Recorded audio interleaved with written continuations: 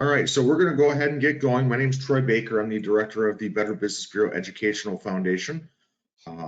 Just some housekeeping here. Everybody is on mute. If you have questions, please type them into the questions section. We will do questions towards the end.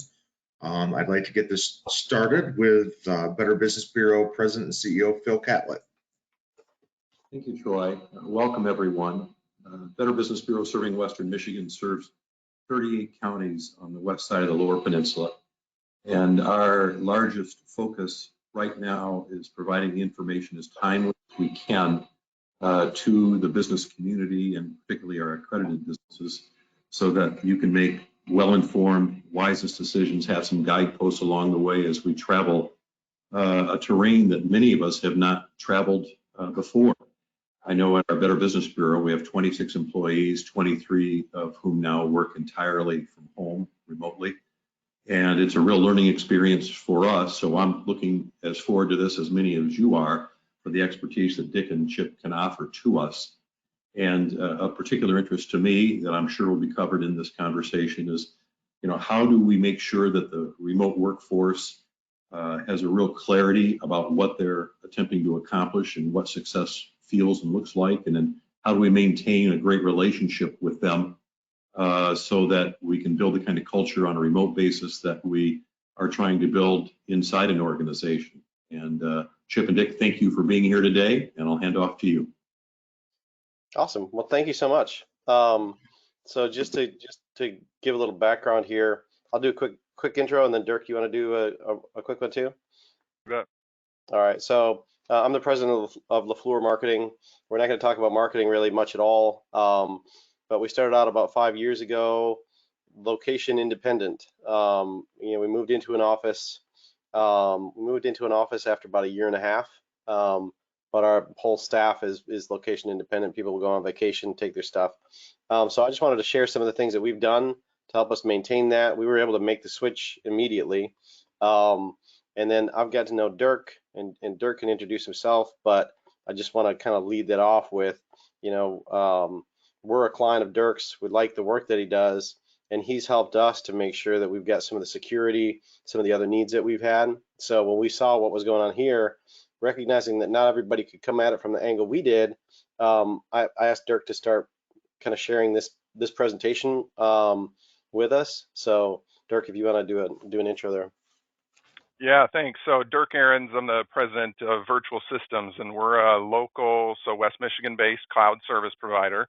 And we build these cloud solutions. So really that ability for businesses to work wherever employees are, no matter what kind of device they're using, to all be able to collaborate and work in the same applications that they need to. So like Chip's crew at LaFleur, I mean, we've been we've got an office here in West Michigan. We've got data centers around the Midwest, but we've been kind of a decentralized workforce for the last several years, also using the technology that we give to customers too. So I'm kind of a technical resource on this journey, and also a little bit of a cultural resource too, as we kind of manage our crew remotely too. So awesome. Thanks, Dirk. So we're going to talk kind of around 3 different kind of primary areas. First, we're going to talk about software processes. We're going to talk a little bit about logistics, and then we're going to talk a little bit about health and wellness and culture. So getting into software and processes, we kind of look at this from really two and a half kind of primary perspectives. So the way that we've been set up, because we started out this way, we didn't have an on-site server. We use several different platforms that are cloud-based. That's worked out really well for us because we've had that approach from our inception. So we'll get into some of the details of what those are, but we use a different platform for project management than we do for file storage. We use a couple of communication suites. It's a lot of different dots. There's some upsides and some downsides to that. There's kind of 2 alternatives to that. One is setting up a VPN into your office. So you zip into your office and you access your material. That creates some kind of unique challenges. Bandwidth being one of the major issues, but also device security and some other things there. And then there's a third option, and this is something that Dirk helps out with, And there's other providers that do as well. We're not trying to pitch any particular service, but we just have an expert here. So the third option is a full virtualization of basically your office IT environment, I guess I would say, and that's probably slightly incorrect. No, I mean, you're spot on. I mean, the challenge that everybody is facing is how do we get all the data that we normally sit in the office and use together? How do we get that out to our employees, the data and the applications that everybody needs? How do we get that to folks if they're sitting in their home, if they're sitting, at a park somewhere 6 feet away from somebody else on a bench? How do we get that stuff to everybody, and how do we make sure that everything is secure when we do it, and that it's available and easily available? Because really, employees are, I mean, we almost in IT and in leadership, we got to think of them almost like consumers of the business too. Like, it's got to be easy for everybody. So to Chip's point, there's a few different ways to do it. And, I would encourage you, as we kind of talk through, if you've got some questions about your specific situation, throw them into the chat.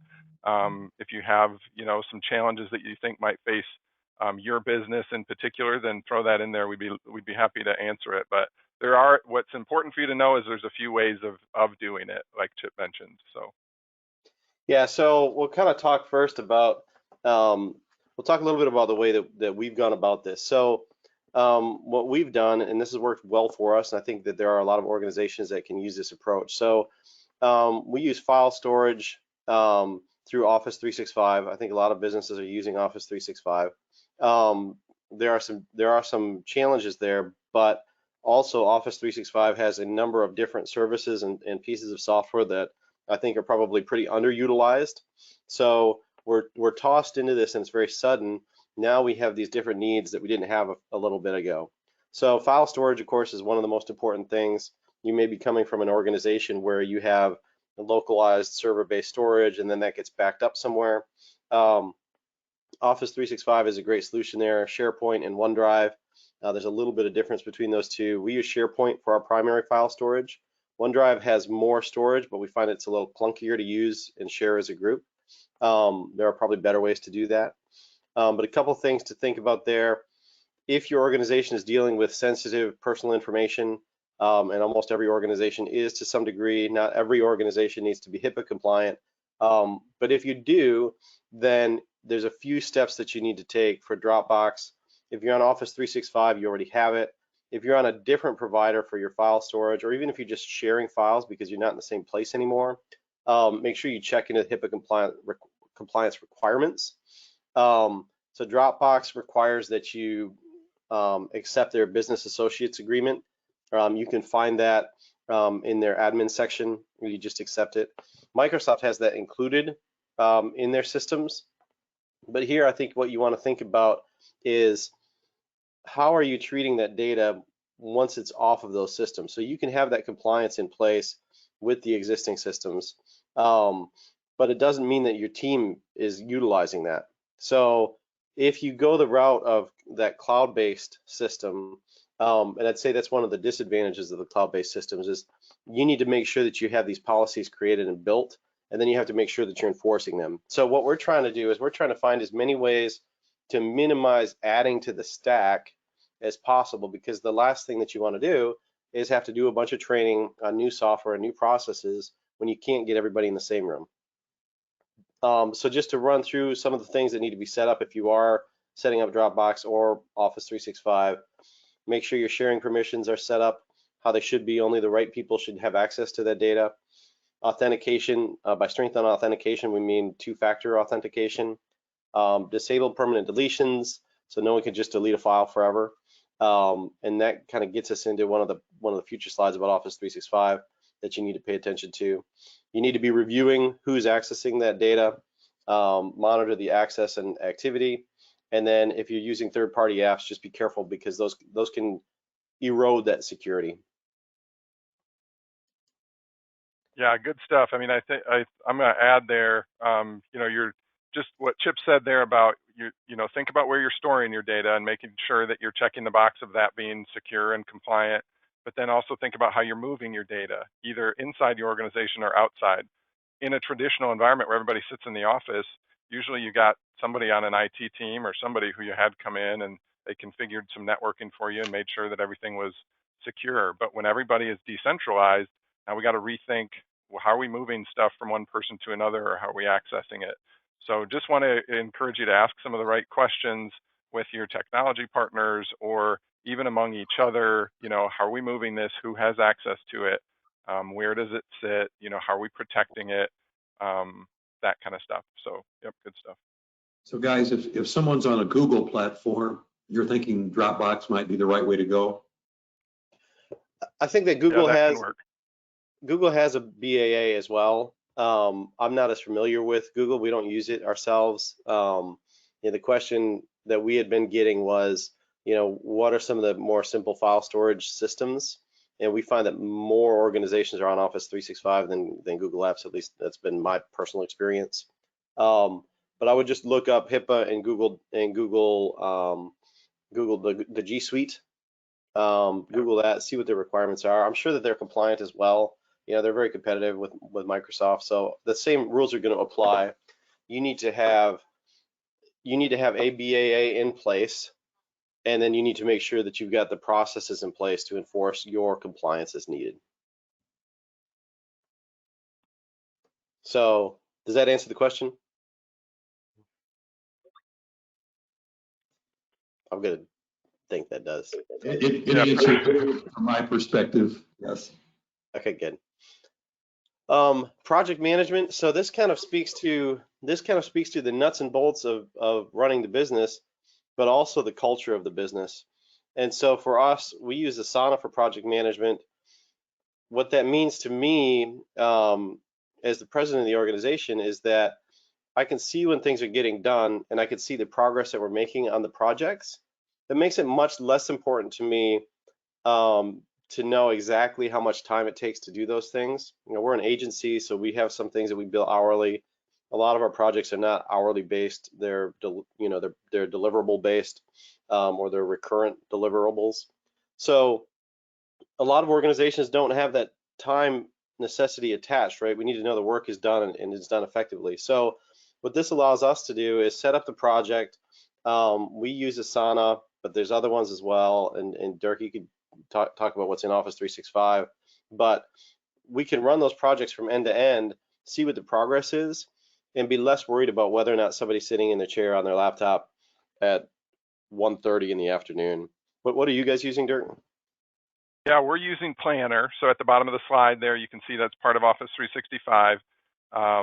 What we want to just kind of drive home here is that accountability looks different in this world where we're kind of not next to each other anymore. So it used to be that we could look across the office and I can see that those people are doing work. I'm assuming that they're working on the projects that we hope that they're working on, because some of that stuff keeps getting done.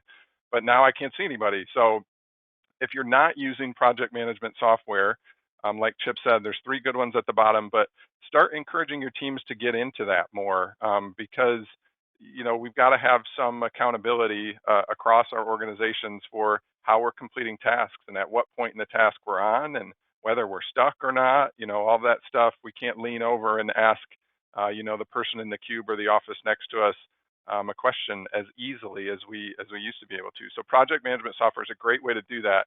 If you are the type of organization or leader who needs to have more visibility, there are softwares out there that you can put on folks' computers or devices, and it will tell you what they're doing, every minute that they're logged into that computer.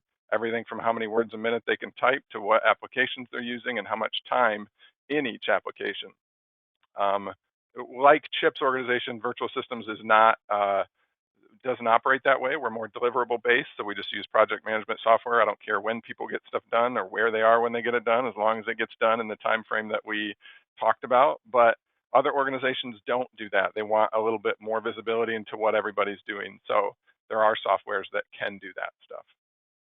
And that software helps you understand capacity issues too. So what we find on our team is that we do a lot of content marketing, so we know almost to the minute literally to the minute, how long a content deliverable takes for a given client.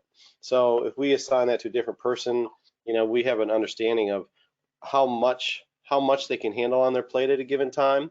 And then I certainly don't lose any sleep thinking, hey, somebody's not performing, somebody's not doing the stuff. We have reporting that comes out of project management helps us manage how much can we stack on their plate, how much is too much, where we see a decline in quality.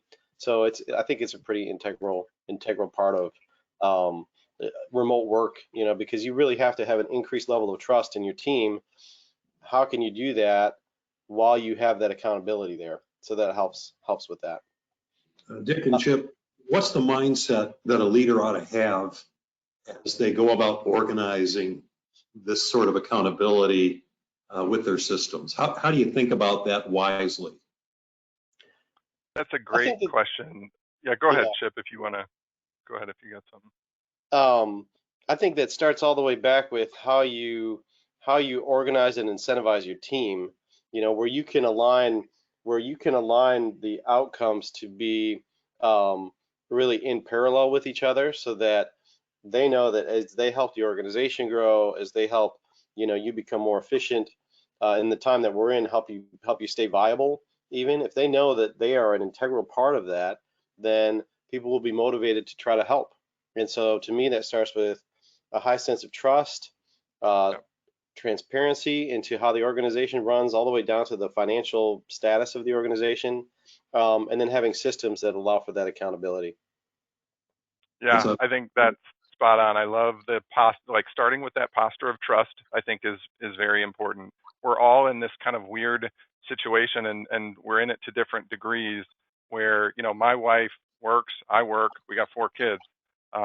So working at home looks a little bit different right now than when we both had the luxury of doing our jobs all the time. And I think we got to extend that trust to our folks too on our teams to say, hey, I'm sure that you want to be as committed to work as you could be, but also a little bit of an awareness that there's other things going on. So we're in this funky time. But another cool, I think one thing that we did at Virtual Systems that I really liked, as soon as we started being into a forced decentralization of our workforce, is we just kind of reviewed with everybody each corner of the business that employee had responsibility for, and reiterated, this is your world. These are the things that we need from you. Again, it doesn't matter when you get them done or where you are, but for this organization to keep moving forward, this is your corner of the planet that we need you to own and be awesome at.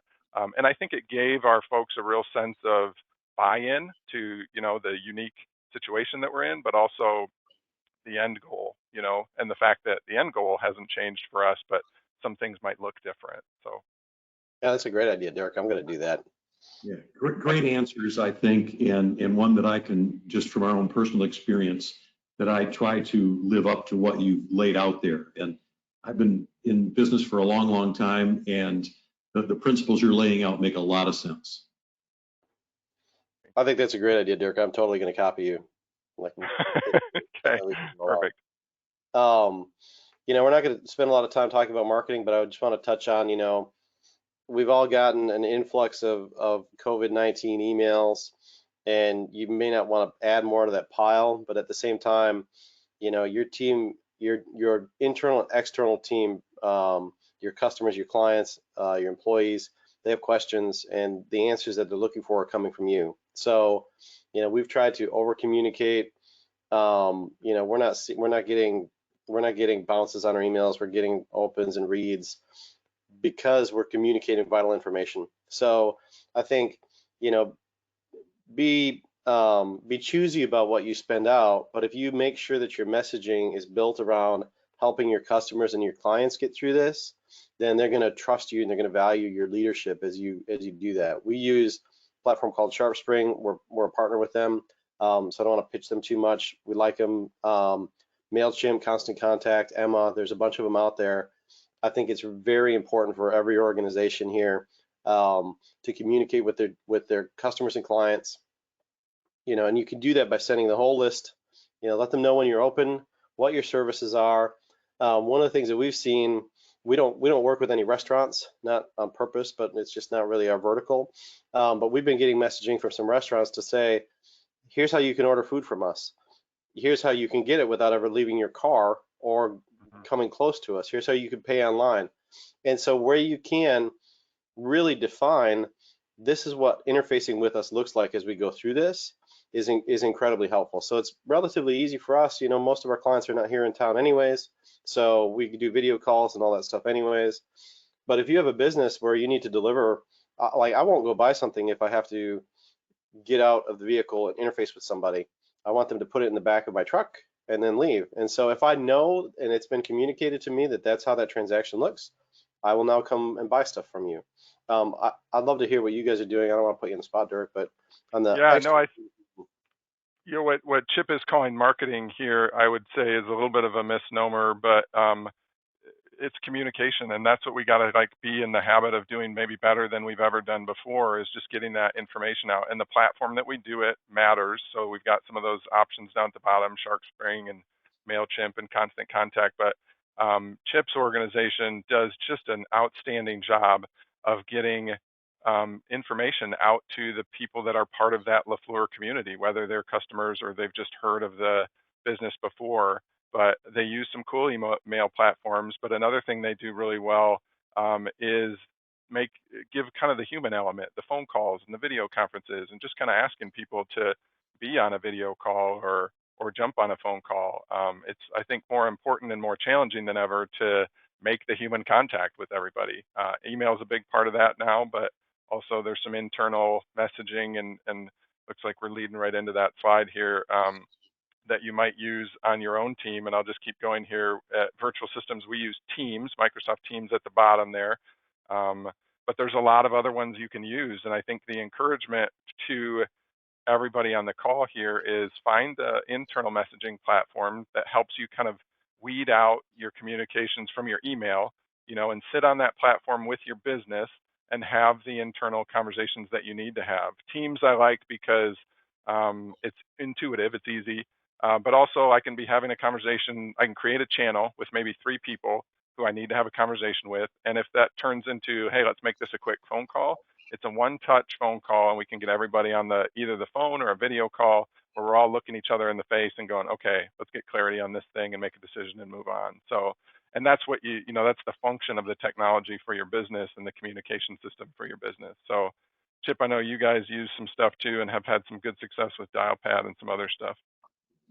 Yeah, so I mean, I think one of the things that we're trying to do here is call out software that you don't have to pay more for.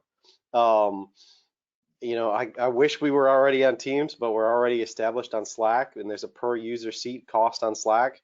We also use Office 365. When Office 365 came out with Teams, it wasn't very good at first. So now we're established on the system that we pay a couple $100 a month for. If you have Office 365, you already have Teams. So to me, especially now, you know, you need that personal communication. You need to be able to jump on calls quickly. Slack has the same kind of functionality. So we use that. We use Zoom. You know, we try to have, like Dirk said, have as many face-to-face meetings as we can using Zoom, even if it's just internal, even if it's just a call, to restore that. Uber Conference we use for some screen sharing stuff, although Zoom can do that as well. And then Dialpad. You know, one of the questions that we get a lot is, we have a brick and mortar location. Who's answering the phones? How do we forward those phones? We use a VoIP system, so a VoIP system. So my office line rings on my laptop, it rings on my cell phone. I can bring my desk phone home and just plug it in. And you could port your numbers right over. So I like Dialpad. We have no affiliation with them other than we've been using them for a few years. But Ring Central is another one. You might know some others. Doesn't Skype have a VoIP system now in place too, Dirk? Yeah, they do. Yep. I don't know. Those are all good ones, though. Good. But so all those things are available. You know, we're happy to help you walk through that process if you need to migrate, because obviously, you know, it's hugely important for most businesses to be able to pick up and answer the phone. I think you both raised some key points in the last couple of slides. One was that you probably have a better, more attentive audience right now than we may have had in a long, long time. Yep. Because everyone's looking for information, and we need the latest information so we know how to do what we got to do. And then I think one of the other key points that you raised was starting with trust in terms of all these engagements, that if you don't start with trust, that makes everything later a lot tougher, whether it's with your teams or it's with your customers. You need to have a rapport and a trust in order to facilitate the fastest, smoothest way of doing business and doing it effectively. Yep. Yep. Yep. So I want to tee this up a little bit for Dirk because he's got more expertise in this area. But we've talked a lot about kind of these disparate pieces, and some of those are still necessary. But as you set these things up, and we're going to circle on this a little bit with Office 365 specifically, but as you set up these separate systems, like what we have, where we have Asana for project management, we have Outlook for email, SharePoint for storage, you have to keep in mind a couple of things. One is you want to minimize the amount of time it takes to get your team up to speed. You want to keep them in as comfortable of systems as possible. So the downside of taking on cloud-based software like that is now your team has to learn a bunch of new software. You're not centralized in doing it. So one of the things that got this whole conversation started between Dirk and I was, there is a way to virtualize your office space, and what that does is it solves some of the problems that we've run across. A lot of our clients have run across. So if you already have everybody with laptops, you have some control over that environment, but you don't have control over their network. So the security on their network could be lax. The security on their system itself could be lax because now you don't have a way to access it as easily. So an alternative is to create an entirely virtual workspace. And Dirk, I'll let you explain, just what that means and what that looks like. Yeah, again, just think that when we use like big terms like your IT infrastructure, all we're talking about is the applications that everybody in your organization uses and the data that they use. So that might be on a database server, or that might be just like Word documents that people type in, or PowerPoint things so that's really essentially, that's what we're talking about when we talk about your IT. That's all the apps that everybody needs and your data. And like Chip mentioned, there's a couple really easy ways to kind of get that to everybody. And one is to make sure everything is cloud-based. So download your project management software to your tablet, download your email client, download PowerPoint the other way. And what Chip the term we're using is virtualizing, but really that just means taking all the apps that you use and all the data that you've got and put it behind one app so that you can just log into that app. And as soon as you log in, there's everything like you just powered up your computer in your office. So those are really kind of the two ways to do it. And our goal today is really just to, part of the goal on this section of the PowerPoint is just to let you know that those two ways are out there. And that it's pretty easy if you've got, sometimes you don't even need to be partnered with a good technology company. Maybe you got some smart technical people on your team, but just to kind of talk through those options internally and figure out what's the best way for our company to do this. Should we just put everything behind an app and give that app to everybody so everyone's got the same user experience? Or do we tell people, hey, here's the things you need, here's what you need to download, here's the way to access everything. So depending on your organization and what applications you use and what data you use, those are really your two options. Yeah, and in a situation like we're in right now, you want to minimize that time involved in learning a new system. So that's what I like about if we were not already so cloud-based, we would be looking at a virtualization scenario, because we have much greater control over the security. Even if you have a virus on your laptop, that virus can't jump into that pipeline to get into your system, into your network. So it increases that. I want to talk just a little bit about backing up your Office 365 too, because again, when we have a situation like this, there are always bad actors that start to show up, and they're going to be after your data, after confidential information, financial information. You may have a team that works great, but you could have an employee who's not happy, disgruntled, and willing to break some things. So if you have Office 365, my assumption for a long time always had been, your data is backed up. And Dirk, do you want to talk about kind of the policies? I think this one is specific to Outlook, but can you share more about your point?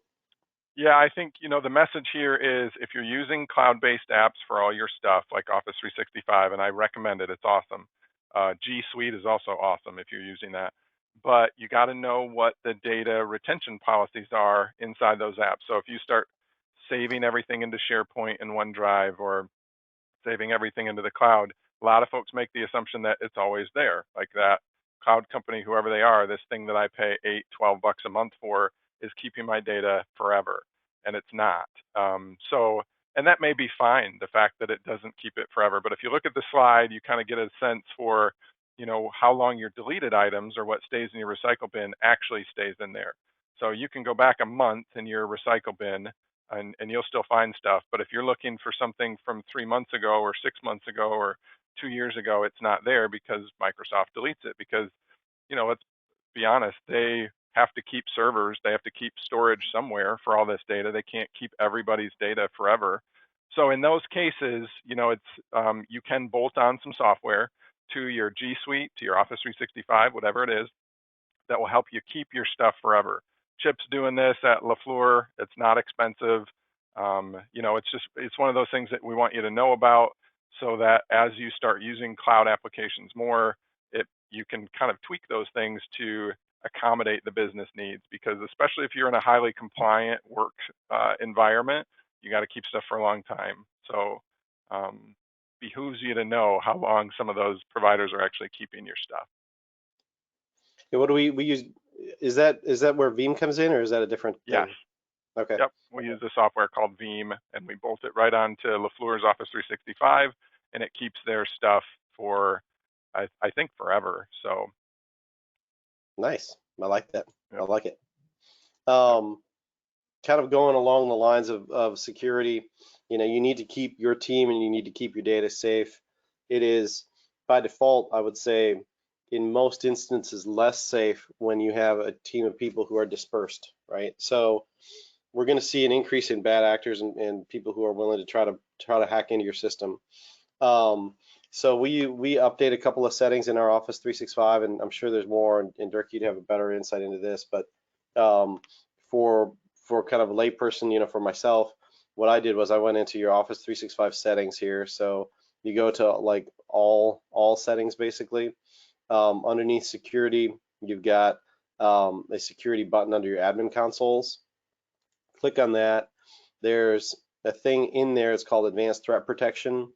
Turn that on. They have some default templates that are better than not having something turned on. What Advanced Threat Protection is going to do is it's going to scan, attachments that come in, make sure that they're safe before they're allowed to be delivered to your team. So we turn that on, and the other thing we turn on, and then I'll turn it over to you, Dirk, if you want to talk about anything else on this side. But we turn on data loss prevention. And so again, your team's not in the office, and somebody says, "Hey, I need to pay for this. Can you send me the credit card information?" Somebody emails the credit card information. You just made that available to somebody else who could be on your network because it's not encrypted. Somebody else could read that. A data loss prevention policies, having these in place, will allow Office 365 to basically read through and scan that email and look for certain numerical patterns like social security numbers, credit card numbers, and it's going to block that from leaving the system. It's going to alert the sender to say, hey, don't send stuff like this, and it's going to alert whoever's the admin on there too. Anything else you want to add to that? These things are easy to set up, so. Yeah, no, that's perfect. I mean, the goal is just to let everybody know, hey, there are some ways, again, this goes to moving your data around inside or outside your organization, but there are some ways to protect the organization. And if you think that, there's not hacking communities around the world who have already been sitting in living rooms for the last few years getting excited about how to penetrate businesses' information, the fact that a lot of our businesses are having to redo some of their technology and kind of, maybe do it on the fly and make some shortcuts doesn't excite them. You're wrong. I think it does. So, we've already seen an uptick in cybersecurity events for some of our customers at Virtual Systems, and it's not a problem here. We can always help our customers revert back to where they need to be or protect their info. But this is just a good way that Chip is mentioning here to kind of be aware. There's some big kind of fancy terms, data loss prevention and others, but really what we want you to think about is just how we protecting our data as it moves. Chip and Dirk, just a couple of, they seem so simple, but we forget to keep our software updated. We forget to download, the Microsoft updates, the Windows updates. Whatever you do, like the number one way to stop these problems is making sure you have the latest download of everything in terms of protection and virus protection, malware protection, and operating system updates, and that your teams are continually, constantly reminded of avoiding being phished, where these targeted emails go out to them or text or whatever, and they open up a gateway for hackers into the system. So it is essential that you train your staffs to be keepers for your organization. Yeah, I appreciate you saying that, because that is really the number one way that we're seeing bad actors get in, is through emailing those links and pretending to be somebody else. And somebody just clicks something and nothing happens, and they never think anything of it, just because they didn't see something happen. But it did. So I appreciate that as much as you can. And it's not a conspiracy theorist strategy. It is a very real strategy. As much as you can, keep the dialogue going with your team about, don't click things, that you shouldn't. Don't open emails that you don't know who they're from. Always call people. If you get a link from somebody that you're like, that's kind of weird, just don't click it. Just call them. So that's a great call out. Thanks for bringing that up. We've seen a pretty good number of email impersonations happen through our organization. So they're a little bit more complex, I think, than they used to be, where somebody on our team will get an email that says it's coming from me, and it's not asking them to do anything benign, or it's not asking them to do anything malicious, I should say. It's asking them to do something benign. So the first email will say, hey, could you knock out a task for me? And then they respond, and once they respond, the next one is, hey, could you go here and pick up an iTunes gift card? It looks like it's coming from me. If you look a little closer, it's not. But we've seen that on the rise too. So talking about some logistics here, paper-based organizations, I think that making sure that the person who has to deal with that gets a scanner. Again, pay attention to how you're sharing that information. If you need to scan something, you can load it in Office 365 or Dropbox. Make sure that your security systems are in place. We work with a lot of lawyers, so there's some issues around notarization of documents. And I'm not a lawyer, so I'm not going to give legal advice. Some of the lawyers that we've worked with have talked about doing notarizations through Zoom, through a video, and they feel that kind of meets the premise behind the law, meets the spirit behind the law. Mail delivery, sometimes we could forward that, so you don't need to go into the office. A lot of times it gets scanned into the system. We just set up bill pay through QuickBooks, and we're pretty happy with that. A lot of banks will have it as a part of your engagement with them. There's usually some cost. We're doing deposits through cell phones, take a picture, send it, payroll we manage online. Any other logistical stuff you want to talk about, Dirk? No, that's good. Yep. Okay.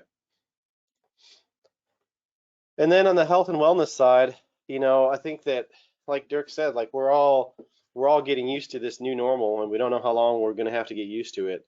So we spend a lot of time thinking about, how do we keep things moving? How do we keep people motivated and happy? So like Dirk said, we try to move meetings to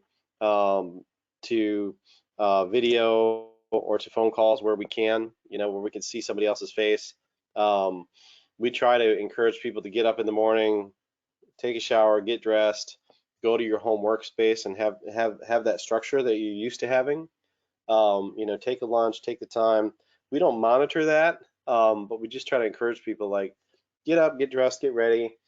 If your team knows they're going to be on video calls off and on throughout the day, then they want to look nice for that anyways. So we try to do that. Those communications about how important people are, like what Dirk was just saying. Anything else you want to talk about on this one? Yeah, we copied. Chip talks about maybe copying one of my ideas, but we copied one of his. They do a virtual happy hour, and so we started doing that on Fridays. We put out the calendar invite to the team and just said, hey, everybody hop on at the end of the day on Friday with a beverage or a snack, and we can just kind of see each other and talk about the week. And it's not like it is when everybody's actually together, but it is partway there. So it's good. So encourage that kind of stuff. We have mandated that everybody gets on on camera when they're on a call, just because we got to solve this problem of feeling separate a little bit. And it's actually nice. It's worked for us. We're doing some health challenges too, so maybe that's something that might fit in your office. We were doing last month. We were doing a water drinking challenge where everybody had to drink, the 10 glasses a day, and we all had charts that we were on, and we had prizes. And this year or this month it's an exercise one, so there's different exercise challenges every day, and we got to take a picture and upload it. But it's, I don't know if anybody else is having this problem, but I have had the hardest time trying to figure out how to keep staying active, like especially with the weather not being super good, and I'm out of my routine. My gym is closed. So that sometimes the organization can take a role in encouraging everybody to find ways to stay healthy, and if you can, I think you should. So Yeah, I think the exercise thing is just a huge one. I know that if I skip a day, I feel kind of miserable, and it just I don't have the same level of motivation. And you can't make your team exercise and get some movement in, but man, you could sure talk about it. I love the ideas that you brought up there, Dirk. Make some challenges and create those things. We've always done that as a team. We do 5Ks and stuff like that once or twice a year, but those things aren't on the table now. So getting people to move really has a positive impact on their approach, on their attitude, on their willingness to do the work. And it also counters some of the depression and kind of grief that comes along with the unknowns of the times that we're living in there. Yeah. There was the Lancet published a study basically that reviewed the psychological impacts of being under quarantine. Because although this is very new to us, other people have been through this before, not to the same scale, of course. But, I thought that this was just important to touch on is, recognize that there are psychological impacts to something like what we're going through now. And what the Lancet brought out, their key takeaways, if you could read the article, I recommend it. But, people who are quarantined need to understand what they're going through. And yes, most of that communication is coming from, civil authorities, the government. But people are turning to organizational leaders to distill that and say, hey, here's where we think we're at with that.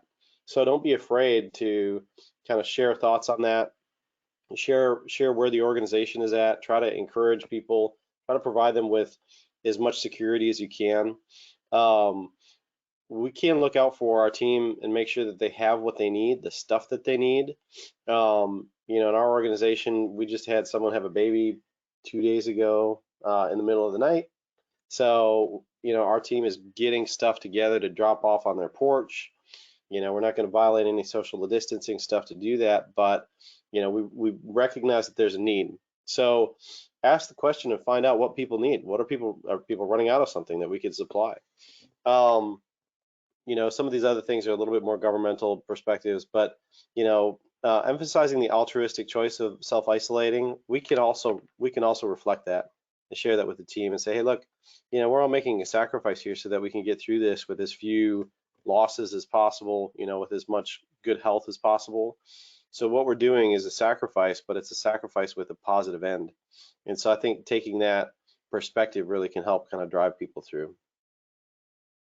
Yeah, that's good. I saw another article yesterday that it was something about, why are we all so tired right now? We're all sitting at home all day, and it related to decision fatigue, because we're having to make so many more and weird decisions that we weren't making before. And so, I would just encourage you to have some of the dialogue on your team about how everybody's feeling and what the organization can do to support employees, because this is going to have maybe a forever effect on the way we do business and the way businesses operate and the way the organization can support employees. So keep your team in that dialogue and figure out ways that you might be able to support your group. So Dirk, that makes a lot of sense.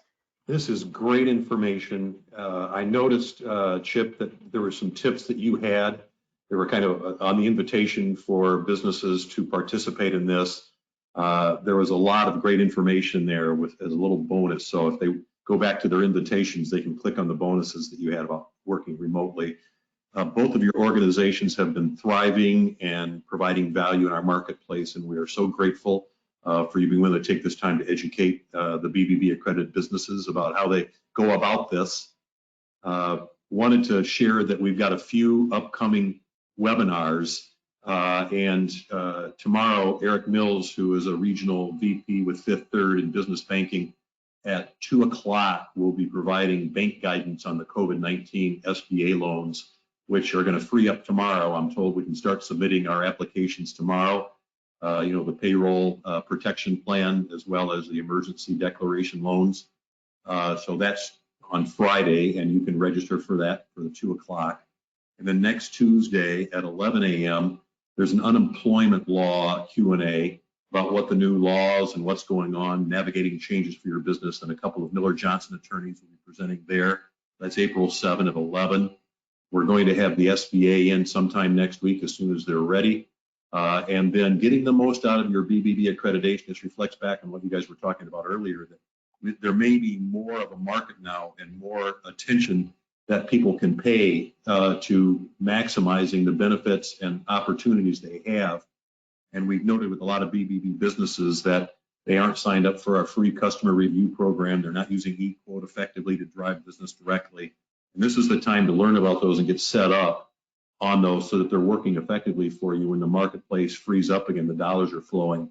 And that's Thursday, April 9th at 1 o'clock. So just look for those, sign up for those. And any closing comments, Dirk or Chip, or anybody have any questions they might want to chat on? Well, Phil, why don't I open this up for some questions here? If you have questions while Dirk and Chip give some parting comments, please type them into the chat and we will make sure that they get answered. Dirk, go ahead. Yeah, I was just going to say, Phil, really appreciate what the BBB is doing to support the community. This is all, this webinar, but all the stuff here that you guys are doing to just kind of get some information out to everybody who's plugged into the community. So appreciate everything you guys are doing on that front. Yeah, likewise. This is good stuff. The upcoming topics are right on point too. That's great. Yep. Yeah. Yep. As business owners yourselves, you know that you're thinking about every one of those things, right? Yep. Of course, yep, for sure. Absolutely. For sure. All right. Well, thank you so much. Thanks everybody for participating. Troy, it doesn't look like there's anybody with any questions, so we can wrap up. That sounds great. Thank you so much. Appreciate it, guys. Thanks for coming. Take care. Thank you.